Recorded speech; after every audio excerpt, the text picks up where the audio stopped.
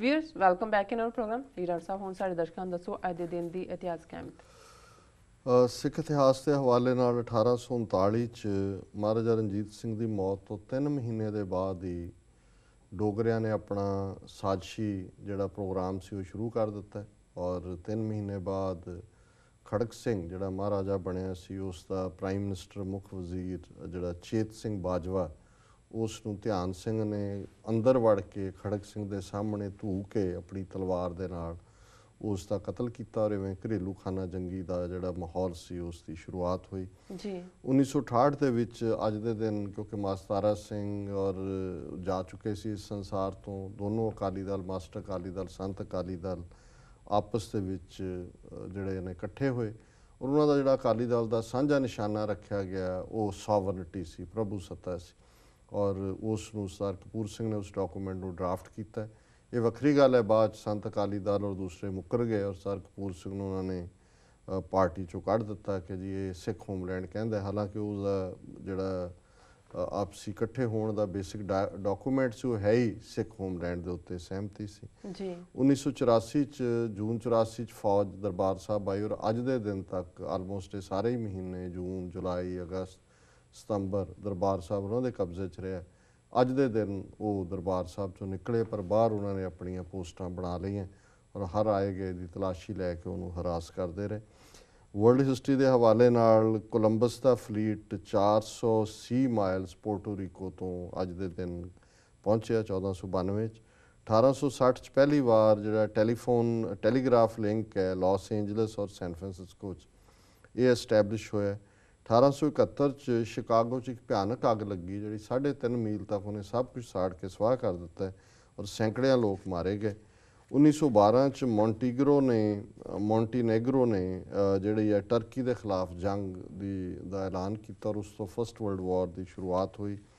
1929 ਦੇ ਵਿੱਚ ਨਾਦਰ ਖਾਨ ਨੇ ਕਾਬਲ ਦੇ ਉੱਤੇ ਕਬਜ਼ਾ ਕੀਤਾ। 1952 'ਚ ਚਾਈਨਾ ਨੇ ਕੋਰੀਆ ਜੰਗ ਸ਼ੁਰੂ ਕੀਤੀ। 1981 'ਚ ਰੀਗਨ ਨੇ ਕਾਰਟਰ, ਫੋਰਡ ਤੇ ਨਿਕਸਨ ਇਹ ਸਾਬਕਾ ਪ੍ਰੈਜ਼ੀਡੈਂਟ ਸੀ, ਇਹਨਾਂ ਤਿੰਨਾਂ ਨੂੰ ਹੀ ਵਾਈਟ ਹਾਊਸ 'ਚ ਸੱਦਿਆ। ਪਹਿਲੀ ਵਾਰ ਸੀ ਵੀ 4 ਪ੍ਰੈਜ਼ੀਡੈਂਟ ਵਾਈਟ ਹਾਊਸ ਇਕੱਠੇ ਹੋਏ। ਅਨਵਰ ਸਾਦਾਤ ਜਿਹੜਾ ਇਜਿਪਟ ਦਾ ਪ੍ਰੈਜ਼ੀਡੈਂਟ ਸੀ ਉਹਦਾ ਮਰਡਰ ਹੋ ਗਿਆ ਸੀ, ਉਹਦੀ ਫਿਊਨਰਲ ਦੇ ਉੱਤੇ ਇਹਨਾਂ ਫਿਰ ਤਿੰਨਾਂ ਹੀ ਪ੍ਰੈਜ਼ੀਡੈਂਟਸ ਨੂੰ ਜਿਹੜਾ ਭੇਜਿਆ ਗਿਆ ਰੀਗਨ ਵੱਲੋਂ। 1982 'ਚ ਪੋਲੈਂਡ ਨੇ ਸੋਲੀਡੈਰਿਟੀ ਆਰਗੇਨਾਈਜੇਸ਼ਨ ਤੇ ਲੇਬਰ ਯੂਨੀਅਨਸ ਤੇ ਪਾਬੰਦੀ ਲਾਈ। 1993 'ਚ UN ਨੇ ਇਹ ਜਿਹੜੀਆਂ ਇਕਨੋਮਿਕਲ ਸੈਂਕਸ਼ਨ ਸਾਊਥ ਅਫਰੀਕਾ ਦੇ ਖਿਲਾਫ ਲਾਈਆਂ ਸੀ ਉਹਨਾਂ ਦਾ ਖਾਤਮਾ ਕੀਤਾ ਔਰ 2005 'ਚ ਕਸ਼ਮੀਰ ਦੇ ਵਿੱਚ ਇੱਕ ਬੜਾ ਜ਼ਬਰਦਸਤ ਭੂਚਾਲ ਆਇਆ ਦੋਨੋਂ ਕਸ਼ਮੀਰਾਂ 'ਚ ਜਿਹਦੇ 'ਚ ਹਜ਼ਾਰਾਂ ਲੋਕ ਮਾਰੇ ਗਏ। ਜੀ ਡਾਕਟਰ ਸਾਹਿਬ ਤੁਹਾਡਾ ਬਹੁਤ ਬਹੁਤ ਸ਼ੁਕਰੀਆ। ਸਾਡਾ ਅੱਜ ਦਾ ਸਵਾਲ ਹੈ, ਮੋਦੀ ਦੀ ਖੁੱਲ੍ਹ ਕੇ ਹਮਾਇਤ ਕਰਨ ਵਾਲੇ ਸਮਾਜਿਕ ਕਾਰਜਕਰਤਾ ਸਵਾਮੀ ਅਗਨੀਵੇਸ਼ ਨੇ ਕਿਹਾ ਹੈ ਕਿ ਮੋਦੀ ਬੰਬਲ ਬਹੁਤ ਜਲਦੀ ਫਟਣ ਵਾਲਾ ਹੈ। ਬੱਬਲ ਬਹੁਤ ਜਲਦੀ ਫਟਣ ਵਾਲਾ ਹੈ, ਇਸ ਬਾਰੇ ਤੁਸੀਂ ਕੀ ਕਹਿਣਾ ਚਾਹੋਗੇ? ਦੇਖੋ, ਇਹ ਅਗਨੀਵੇਸ਼ ਹਰਿਆਣੇ ਦਾ ਰਹਿਣ ਵਾਲਾ ਜਿਹੜਾ ਲਾਅ ਗ੍ਰੈਜੂਏਟ ਹੈ, ਇਹਨੇ ਇੰਦਰਵੇਸ਼ ਤੇ ਇਹਨੇ ਮਿਲ ਕੇ ਆਰੀਆ ਸਭਾ ਵੀ ਬਣਾਈ ਸੀ, ਫਿਰ ਬਹੁਤ ਜਲਦੀ ਨਿਕਲ ਗਿਆ ਪੋਲੀਟਿਕਸ 'ਚੋਂ। ਹੁਣ ਫਾਈਲੈਂਥਰੋਪਿਸਟ ਹੈ, ਇਹ ਮੋਦੀ ਦਾ ਬੜਾ ਵੱਡਾ ਸਪੋਰਟਰ ਸੀ। ਮੋਦੀ ਦੀ ਕੈਂਪੇਨ ਵੇਲੇ ਇਹਨੇ ਕਿਹਾ ਕਿ ਜੀ ਇਹ ਇਕਨੋਮਿਕਲ ਔਰ ਆਰਥਿਕ ਤੌਰ 'ਤੇ ਬੜੀ ਖੁਸ਼ਹਾਲੀ ਲਿਆਏਗਾ। ਹੁਣ ਕੱਲ੍ਹ ਉਹਨੇ ਪ੍ਰੈਸ ਕਲੱਬ ਚੰਡੀਗੜ੍ਹ ਦੇ ਵਿੱਚ ਪ੍ਰੈਸ ਕਾਨਫਰੰਸ ਕਰਕੇ ਉਹਨੇ ਕਿਹਾ ਜੀ ਮੋਦੀ ਨੇ ਬਿਲਕੁਲ ਸਾਨੂੰ ਡਿਸਅਪੁਆਇੰਟ ਕੀਤਾ। ਇਹਨੇ ਨਾ ਕੋਈ ਲੇਬਰ ਲਾਜ਼ ਵੱਲ ਕੀਤਾ, ਨਾ ਹੀ ਇਕਨੋਮਿਕਲ ਫਰੰਟ 'ਤੇ ਕੀਤਾ। ਬਾਹਰਲਾ ਪੈਸਾ ਜਿਹੜਾ ਬਲੈਕ ਮਨੀ ਸਵਿਸ ਬੈਂਕਾਂ 'ਚ ਸੀ ਕਿ ਮੈਨੂੰ ਬਣ ਲੈਣ ਦਿਓ ਮੈਂ ਲਿਆਵਾਂਗਾ, ਵੀ ਉਹਦਾ ਭੋਗ ਹੀ ਨਹੀਂ ਪਾਇਆ। ਉਹਨੇ ਕਿਹਾ ਵੀ ਲਗਭਗ 5 ਮਹੀਨੇ ਹੁਣ ਹੋ ਜਾਣੇ ਨੇ ਔਰ ਉਹੀ ਹਿੰਦੂਤਵਾ ਅਤੇ ਉਹੀ ਮੰਦਰਾਂ ਦੀ ਗੱਲ ਕਰਕੇ ਜਿਹੜਾ ਉਹ ਲੁਕਣਾ ਚਾਹ ਰਿਹਾ। ਉਹਨੇ ਕਿਹਾ ਕਿ ਜੀ ਇਹਦਾ ਵੀ ਕੰਮ ਹੋ ਗਿਆ ਔਰ ਉਹਦੀ ਹੈਡਲਾਈਨ ਹੀ ਇਹ ਹੈ ਕਿ ਜਿਹੜਾ ਮੋਦੀ ਬਬਲ ਬਬਲ ਹੁੰਦਾ ਐਵੇਂ ਬਣਾਇਆ ਇੱਕ ਤੁਸੀਂ ਫਸਾਦ ਜਿਹਾ। ਉਹਨੇ ਕਿਹਾ ਵੀ ਬਸਟ ਹੋਏਗਾ ਕਿਉਂਕਿ ਬਿਲਕੁਲ ਇਹਨੇ ਨਿਰਾਸ਼ ਕੀਤਾ ਔਰ ਇਹਦੇ 'ਚੋਂ ਕੁਛ ਨਹੀਂ ਨਿਕਲਣਾ। ਉਹਨੇ ਕਿਹਾ ਪਹਿਲਾਂ ਇਹੋ ਜਿਹੀ ਹੋਪ ਅੰਨਾ ਹਜ਼ਾਰੇ ਤੋਂ ਸੀ, ਉਹਨੇ ਕਿਹਾ ਉਹ ਵੀ ਯੂਜ਼ਲੈਸ ਸਾਬਤ ਹੋਇਆ ਔਰ ਇਹ ਜਿਹੜਾ ਆਇਆ ਸੀ ਲੋਕਾਂ ਨੇ ਤਾਂ ਇਹਨੂੰ ਆਰਥਿਕ ਕਰਕੇ ਵੀ ਤਬਦੀਲੀ ਲਿਆਏਗਾ ਲੋਕਾਂ ਦੀ ਜ਼ਿੰਦਗੀ 'ਚ, ਪਰ ਇਹ ਬਿਲਕੁਲ ਹੀ ਜਿਹੜਾ ਫੇਲ ਹੋਇਆ ਔਰ 5 ਮਹੀਨੇ 'ਚ ਇਹਨੇ ਆਪਣੇ ਅਸਲੀ ਦੰਦ ਦਿਖਾ ਦਿੱਤੇ ਨੇ। ਜੀ ਸੋ ਅਸੀਂ ਸਮਝਦੇ ਹਾਂ ਵੀ ਅਸੀਂ ਜੋ ਕਹਿ ਰਹੇ ਸੀ ਹੁਣ ਇਹਨਾਂ ਦੇ ਆਪਣੇ ਸਵਾਮੀ ਵੀ ਜਿਹੜੇ ਭਗਵੇ ਕੱਪੜੇ ਪਾ ਕੇ ਬੈਠੇ ਨੇ ਉਹ ਵੀ ਹੁਣ ਕਹਿਣ ਲੱਗ ਗਏ ਕਿ ਵੀ ਆਹੀ ਹੈ ਬਬਲ। ਜੀ ਡਾਕਟਰ ਸਾਹਿਬ ਪ੍ਰੋਗਰਾਮ ਦੇ ਐਂਡ ਵਿੱਚ ਸਾਡੇ ਦਰਸ਼ਕਾਂ ਨੂੰ ਦੱਸੋ ਅੱਜ ਦਾ ਵਿਚਾਰ। ਅੱਜ ਦੇ ਵਿਚਾਰ ਲਈ ਅਸੀਂ ਭਾਈ ਨੰਦ ਲਾਲ ਜੀ ਦੀ ਗਜ਼ਲ ਨੰਬਰ 58 ਨੂੰ ਚੁਣਿਆ। ਇਹਦੇ 5 ਸ਼ੇਅਰ ਨੇ।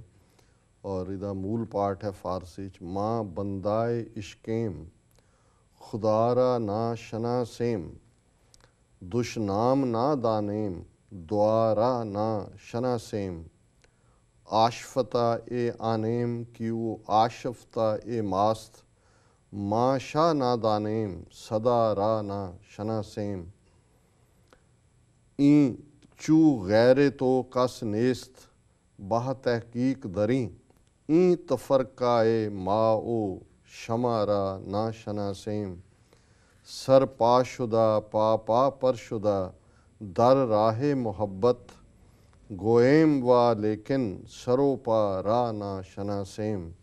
अखीरला शेर है, माँ नीज चा गोया जे अजल मस्त अलमस्तेस, इन कायदाए जुहद ओ रिया रा ना शना सेम। ਇਸ ਦਾ ਮੂਲ ਥੀਮ ਇਹ ਹੈ ਕਿ ਇਸ਼ਕ ਦੇ ਸਾਹਮਣੇ ਹੋਰ ਕੋਈ ਜਪ ਤਪ ਕੋਈ ਚੀਜ਼ ਖਲੋ ਨਹੀਂ ਸਕਦੀ, ਤੇ ਜਿਹਨੇ ਆਪਣਾ ਆਪਾ ਰੱਬ ਨੂੰ ਦੇ ਦਿੱਤਾ ਹੈ ਉਸ ਦੇ ਪਿਆਰ ਵਿੱਚ ਉਹ ਆ ਗਿਆ, ਉਸ ਦੇ ਲਈ ਕੋਈ ਰਾਜਾ ਕੋਈ ਰੰਕ ਨਹੀਂ ਹੈ, ਔਰ ਉਹ ਜਿਹੜਾ ਸਿਰ ਔਰ ਪੈਰਾਂ 'ਚ ਵੀ ਉਹਦੇ ਕੋਈ ਫਰਕ ਨਹੀਂ ਰਹਿੰਦਾ, ਔਰ ਉਹਨੂੰ ਈਵਨ ਰੱਬ ਦੇ ਨਾਲ ਵੀ ਜਿਹੜਾ ਉਸ ਦੀ ਮੁਹੱਬਤ ਇਸ ਕਦਰ ਹੁੰਦੀ ਹੈ ਕਿ ਉਹ ਰੱਬ ਨੂੰ ਵੀ ਕਈ ਵਾਰੀ ਟਿੱਚ ਸਮਝਦਾ ਹੈ। ਇਹ ਪਿਆਰ ਦੇ ਉਸ ਰਿਸ਼ਤੇ 'ਚ ਹੈ ਜਿਸ ਦੇ ਵਿੱਚ ਤੂੰ ਤੇ ਮੈਂ ਨਹੀਂ ਰਹਿੰਦਾ। ਉਹ ਇਹ ਕਹਿਣਾ ਚਾਹੁੰਦੇ ਨੇ ਕਿ ਵੀ ਉਹ ਜਿਵੇਂ ਕਬੀਰ ਸਾਹਿਬ ਨੇ ਫਰਮਾਇਆ ਕਿ ਤੂੰ ਤੂੰ ਕਰਤਾ ਤੂੰ ਹੁਆ ਮੁਝ ਮੇ ਰਹਾ ਨਾ ਹੂੰ, ਜਬ ਆਪਾ ਪਰਕਾ ਮਿਟ ਗਿਆ ਜਤ ਦੇਖਾਂ ਤਤ ਤੂੰ। ਜਾਂ ਕਬੀਰ ਸਾਹਿਬ ਕਹਿੰਦੇ ਨੇ ਕਿ ਕਬੀਰ ਮਨ ਨਿਰਮਲ ਭਇਆ ਜੈਸੇ ਗੰਗਾ ਨੀਰ, ਪਾਛੇ ਲਾਗਤ ਹਰ ਫਿਰੇ ਕਹਿਤ ਕਬੀਰ ਕਬੀਰ, ਕਿ ਮਨ ਮੇਰਾ ਸਾਫ਼ ਹੈ। ਹੁਣ ਕਬੀਰ ਅੱਗੇ ਅੱਗੇ ਰੱਬ ਕਹਿ ਰਿਹਾ ਕਬੀਰ ਕਬੀਰ ਇੱਧਰ। ਸੋ ਇਹਦਾ ਪੰਜਾਬੀ ਅਨੁਵਾਦ ਪ੍ਰਿੰਸੀਪਲ ਹਰਭਜਨ ਸਿੰਘ ਜੀ ਨੇ ਕੀਤਾ।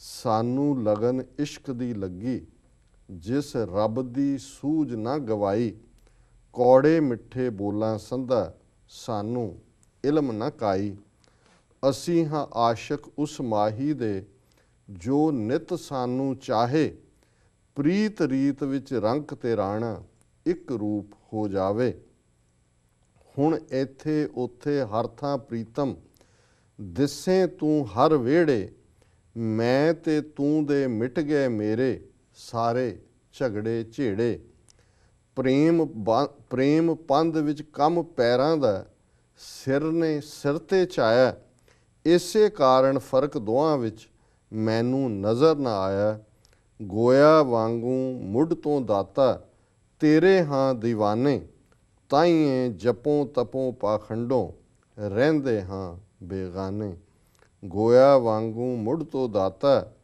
ਤੇਰੇ ਹਾਂ ਦੀਵਾਨੇ, ਤਾਈਏ ਜਪੋਂ ਤਪੋਂ ਪਾਖੰਡੋਂ ਰਹਿੰਦੇ ਹਾਂ ਬੇਗਾਨੇ।